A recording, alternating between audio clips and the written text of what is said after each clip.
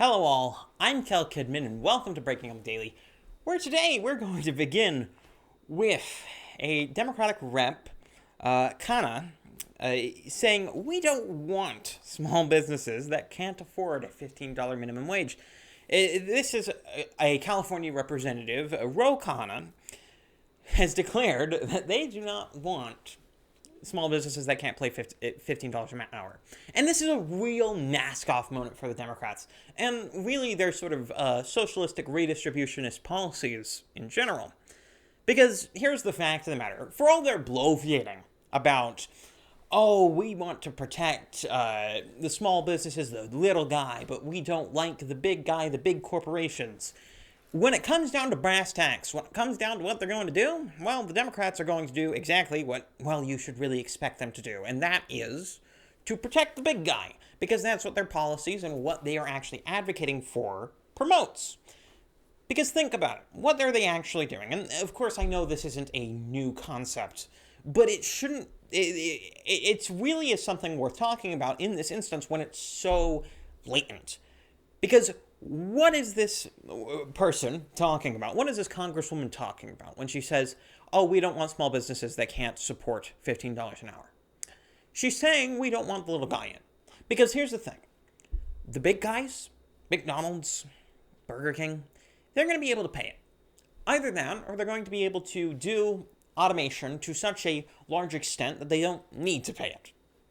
So they're not going to be greatly affected by this. But if you're talking about the mom and pop shop down the street, you're talking about the small business, the small restaurant that you have in your community, they're not going to be able to pay it quite as easily, especially when they're employing almost exclusively teenagers. And that's going to kill a lot of these people if they get through $15 an hour minimum wage, which it doesn't seem as though they will, though I wouldn't put it past them. Democrats do seem to go beyond their mandate more often than they don't. So it wouldn't be surprising if they do that eventually, at least before 2022, when they're in all likelihood going to get reamed by either the Republicans or some sort of third party. I do fully expect that sort of thing to happen. And none of this is particularly new. This sort of commentary coming from a right-wing commentator about how the left doesn't really care about small businesses, it's not new. But what is new, and what is worth talking about, is how brazen they are being. Because it's been happening more and more often. Whether it be the outright overtures to authoritarian, totalitarian dictatorships like China, or it be the complete coalescing to big corporations in the cases of something like a GameStop situation, or now with $15 an hour minimum wage, or all sorts of other policies. It seems to me that much of the left is coming out and being more explicit about a lot of what they're doing. Whereas before, in previous decades, they would go in more discreetly, whether it be through the universities, not making themselves extremely known, or other such ways of making their propaganda known to people without really making it known. Things like Hollywood movies, much of the music industry, and that sort of thing. And you have to ask the question, why is this happening? Well, the reason I believe so is because they're finally, for the first time in decades, the left is on the back foot. Because for the first time in decades, it has been made entirely clear that many people who are young are going to reject the propaganda, are going to reject much of what the colleges are telling them, much of that nonsense, are going to rebel not against the conservatives who weren't in power in the first place, but rather the actual people in power, that being the neoliberals.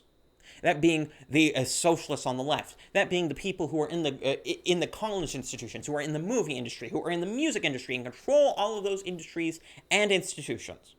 It's clear that is occurring.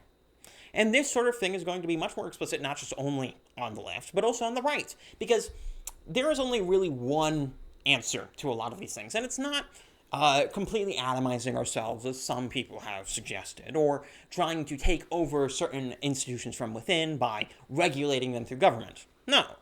The only way that this sort of thing is going to happen, since it has been made entirely clear that these leftists who created places like Twitter, who created modern-day Hollywood, who created the modern-day music industry, are not interested in conservative voices whatsoever. It is now clear that conservatives need to create an entirely new economy from the ground up. Many new institutions need to be made for explicitly conservative purposes. Not because that is inherently desirable, as it is not, guys. Because, frankly, when everyone's stuck in an ideological echo chamber, whether it be on the right or left, it's never a good thing. But it is necessary because it is entirely clear that the left has their echo chamber and isn't going to be coalescing to anything from the right. There's no such thing as compromise anymore. And a lot of this has to do, and the reason it got this far in the first place, and something that clearly gets missed by a whole lot of commentators, is that this happened because we spent decades as Americans, particularly us on the right, ignoring this. Ignoring the fact that the left was dominating Hollywood. Ignoring the fact that the left was dominating the music industry. That all of these cultural institutions, and institutions more broadly on a higher level, something like a university or something like that, are all being co-opted by leftist politics. And are having leftist politics and leftist propaganda injected into them. And the conservatives have been ignoring that, rather deigning themselves unworthy to criticize these institutions, and rather going around and saying, well, we can just live with it. That's what's been happening all over this time. We've been denying the distinctions that existed. And what has happened in the interim, though the effects may have been intended to be that we heal these divisions, what has actually ended up happening? Well, the divisions have gotten worse. And it's telling now that the language of unity is coming from the left more than it is from the right. Because before, in past decades, and in past election cycles, even in election cycles where Republicans lost, much of the unity talk wasn't coming from the Democrats, at least not by and large, at least nowhere near to the extent that they're doing right now, but is instead coming from Republicans. Look at the fallout of the McCain campaign, for instance. Losing with dignity? Yeah, well, they had that in spades. Same goes with Mitt Romney and many other losing campaigns earlier on in earlier decades in America, particularly in modern America. But this is different because there is not a campaign, a Republican campaign, that is going to lose with the same sort of grace as a McCain would or as a Mitt Romney would, because they're done giving up. They're done just sitting down and laying down and letting the left walk all over them. That's what's happened. And it's quite good that's happened, you know? It's not something to be sad about, because what it means is that wherever this peaks, wherever this division peaks, that's where it will peak. If it doesn't get to civil war now, in the aftermath of this, well, civil war won't come of these divisions, at least not for the time being, particularly if they don't try to suppress it down and pretend these divisions don't exist again. Instead, it will just end, and the divisions will coalesce back into a more united America, a more properly united America, an America that's actually united around something rather than lies. It is quite a good thing if that does end up occurring. But to move on to our next story. Science has, as seen in the title, preempted much of the evidence that would supposedly support it, because there has been a whole hullabaloo about double masking, and it's been going around, and it's been fascinating. The sort of experts that we see on the media, people like Dr. Fauci and the like, have gone back and forth on whether double masking is something that makes sense or something that could be advisable. And the CDC, as of recent, also put in their guidance double masking as something they recommend before any studies came out that would properly adhere to this sort of thing or evidence this sort of thing to be done. And it's happened again, where NYC's health administration has also determined that encouraging double masking is a good thing. And this, though people may forget it in many on occasion, is how most governmental policies, particularly ones that are supposedly concerned with science, actually work. Most of the time when you have a novel problem in government that is supposed to be solved through some sort of scientific method, the policy that actually ends up being adopted is adopted long before any sort of studies can be done on them. And this in lies the malady of governmental science, of the social sciences, of the political sciences that we see, of things like epidemiology and like. Because many of these fields, and many of the people in these fields who are very well credentialed and belong to very prosperous and prominent organizations, places like the CDC, a directly government-funded institution, have not the incentive to actually find the evidence for a policy or any particular policy that calls forward its efficacy, but rather they have the incentive to create the data that justifies the policy that has already been put into place. Masking was already being encouraged by all sorts of people in the media and in government before there were any studies to the effect of saying that masking worked. If you want to believe me, the earliest ones I could see are studies that are coming out in April, at almost the exact same time that this whole flip happened, where we went from Fauci saying, no masks, to, yeah, masks all over the place. But the only difference being the media coverage. Because that's not how science works. And these studies that came out were not good studies. They're exactly the sort of studies I have been criticizing all along the way, whether they're models or they're uncharacteristic and non-representative studies of a lab study, or any such of the like that I have criticized in the past, things that are not at all representative of what would actually occur in real life when you're doing this sort of policy. And the same thing is in all likelihood going to come out with double masking. And in fact, it already has. Because you remember this whole thing about double masking being supposedly 90% effective as opposed to single masking being like 75% effective or some such. It was reported by, I think, CBS or CNBC or something like that. That particular report was actually criticized at the time because the study didn't really show that.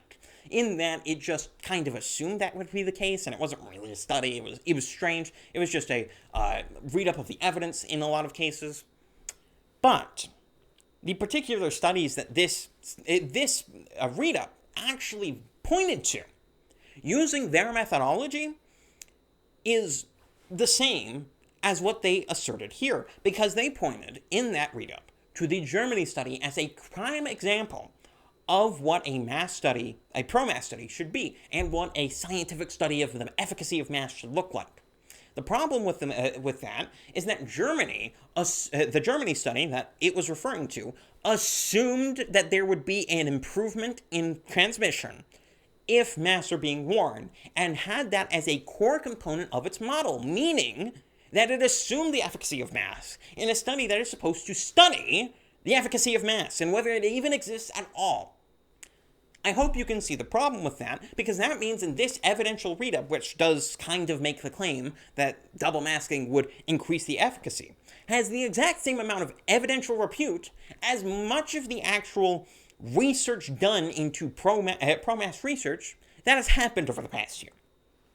So, of course, it's to be expected, in fact, that double masking is going to be promoted by many of the same people who have been promoting this other nonsense, because it turns out that's the science, at least the science that has been referred to by many in the media and Democrats over the past year or so, and much longer if you're talking about climate change and that sort of thing,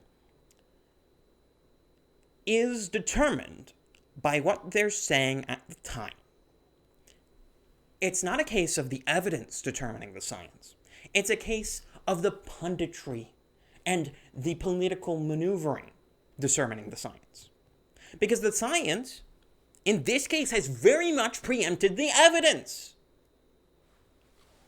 It's amazing to see. But to move on to our next story, we have another story that's kind of coming out of China, where a China spokeswoman has used Texas to their disaster, the cold spike, to deflect from concentration camps accusation, which is very fitting for a socialistic country like China, considering socialist countries like to look at temporary crisis in capitalism and pretend that has something to do with the permanent crisis of socialism that happens in literally every single socialistic state.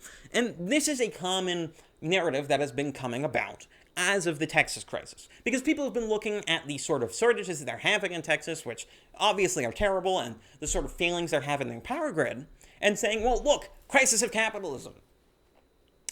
When in fact, capitalism has nothing to do with this. Because you know what I call that a crisis of? I call it a crisis of cold temperature. You know, it's a crisis of being so cold in Texas, by relativity, comparing it to where Texas is normally, that it is colder by an order of magnitude almost. It's ridiculously cold down in Texas in comparison to where it normally is. It's normal to see problems in that case, under any system. The problem with this comparison to other socialistic crises that have happened in the past is that socialistic crises are much longer and are actually exacerbated by the socialism, whereas in capitalism, it's actually lessened many of the crises that have occurred. Because these sorts of food shortages, these sorts of problems are going to be very easily and quickly remedied over the next few weeks and months. Because capitalism is a system which praises efficiency and rewards efficiency. So, it would stand to reason then that the system praised for its efficiency and which is designed around efficiency and industrial efficiency would be able to fix problems which can be solved with industrial efficiency very quickly. Whereas socialism, a system which is roundly marked for its industrial inefficiency, would be bad at solving them. That stands to reason, does it not? Kind of makes sense. And it's funny, in this case, particularly in the case of the China stuff, to see China deflecting from a man-made, essentially, Holocaust in the Uyghur genocide that has been occurring in their country for years at this point, to a temporary crisis caused by a snowstorm. Not by humans, not by the states. They aren't putting people into camps. They aren't moving anyone forcefully. They aren't doing anything. The government isn't doing anything to actually hurt the people in this instance. They couldn't cause the snowstorm if they wanted to. To compare these two things is utterly absurd and is really emblematic of much of the socialist counter-argument to something like the Little Black Book of Communism, where they show the numbers of dead in the Soviet Union and China and the like. And it's funny to see that, especially from the people who would, in another breath, claim that, oh, no, Stalin wasn't a communist. Or, oh, no, China isn't socialist, they're capitalists, they're state capitalists. And it's funny to see them defend it. It's almost as though they have to, because they're actually representing their system. It's quite funny to see that. It's also funny to see communists defend the German economy as anything but the trash heap it actually was. That's another thing. Just, man. Because the comparisons that communists will generally do is they'll say, well, more people have died under capitalism because a lot of people have died while capitalism has been instructed, or while it's been in place. Which is more a example of, first of all, longer time periods. A lot of these people don't even remove or limit themselves to just when the Soviet Union existed, and instead bring it back all throughout American history for all the people who have died. They also don't remove any deaths that happened because they were inevitable, like deaths from old age, or deaths from diseases that can't be cured, or things like that. They don't actually remove that. And they'll say, but no, they include deaths from starvation in socialism. That wasn't caused by socialism. When it was, and the reason it happened in socialism to such a large extent when it didn't happen anywhere else, was because it's socialism. It's just that thing, It is quite funny to see that sort of stuff. Move on, though, to our last story of the day. Australia's PM has said that Facebook has temporarily friended us. And now, this is a update to the story of where Facebook removed all news from Australia and prevented people in Australia from sharing Australian news, or anyone from sharing news sources from Australia, period. And this sounds terrifying. It sounds like this is huge amounts of censorship, and this is just a huge problem, and this is all Facebook's fault and all that sort of stuff. But there's certain context that needs to be adhered to here that kind of paints a different light in this case. Because this was precipitated by the Australian government, making it clear they were going to move forward with a law that would make it so that Facebook had to pay news organizations for other people who they are not affiliated with, other than the fact that they use their platform, for posting Australian news sources. Which is absurd on a number of levels. First of all, it's a bad law, not only because it hurts Facebook, and I don't care if it hurts Facebook, but because it hurts all sorts of places. It would hurt Minds, it would hurt Parler, it would hurt Gab, it would hurt all of your alt-text sites, it hurt me. Like, it hurt BitChute, it hurt all of these sites that can have hyperlinks to news sources, where they have to pay for it. It's also absurd in the sense that posting links on Facebook to a news source is not stealing their content. It's not using their content in any way that isn't essentially advertisement. Essentially what it is, if I post a link onto Minds, where it's a news source, and it sends you to a news link from an Australian source, I'm giving them clicks. I'm allowing them to use my platform willingly, and I'm advertising them through my platform. Why do I owe them anything? Because guess what? Without Facebook, as many news outlets in Australia have now learned, their circulation, their clicks, all of the stuff that actually matters, it tanks. It goes through the floor. Because that makes sense. So this is an absurd law, all right? And this is kind of a reasonable response from Facebook, because I wouldn't want to pay nonsensically for things that I didn't do.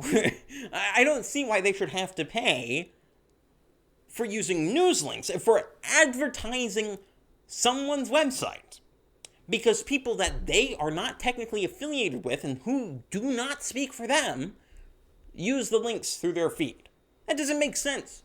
Like, the only way this could possibly make sense is if the Australian government was going to somehow argue that by posting links on Facebook, that somehow the news organization is somehow hurt in any way, which is just absurd. It really is. And so I'm kind of on the side of Facebook here, because this is a dumb law.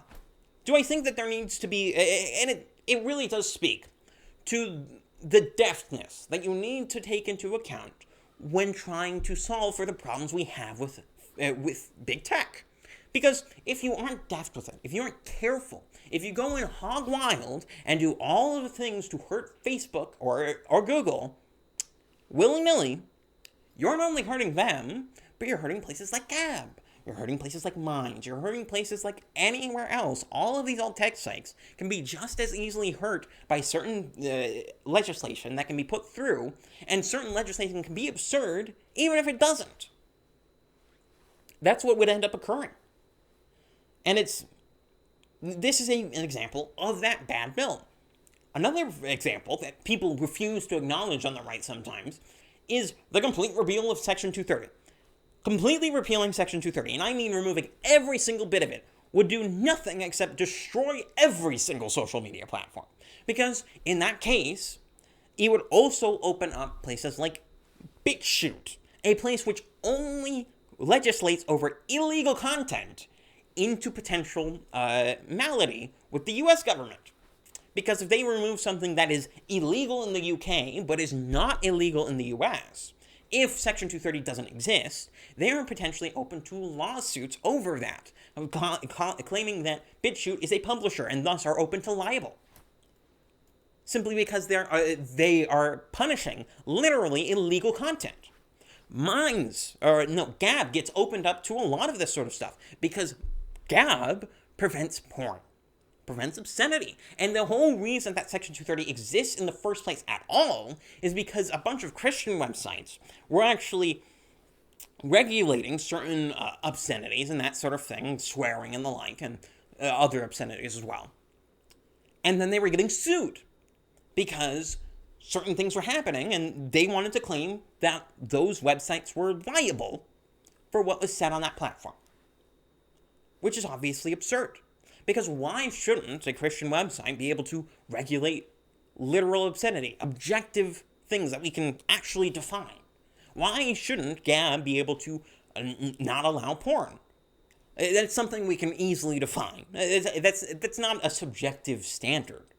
Like, you can point out porn when you see it, obviously. So it's not something like, it's not a subjective standard like political position. So removing Section 230 wholesale is obviously really silly. That's why you need to have a deft hand. And that's why you need to reform Section 230 and not repeal it. That's where I'm going to leave us today, because that's all I wanted to get out, and my voice is starting to feel a bit. But if you liked what you saw, first of all, share. If you liked what you saw and you think that there's someone else out there that wants to see this sort of video, share it, because it would really help my numbers. Sharing is it's a really big thing, and it would really, it makes me happy.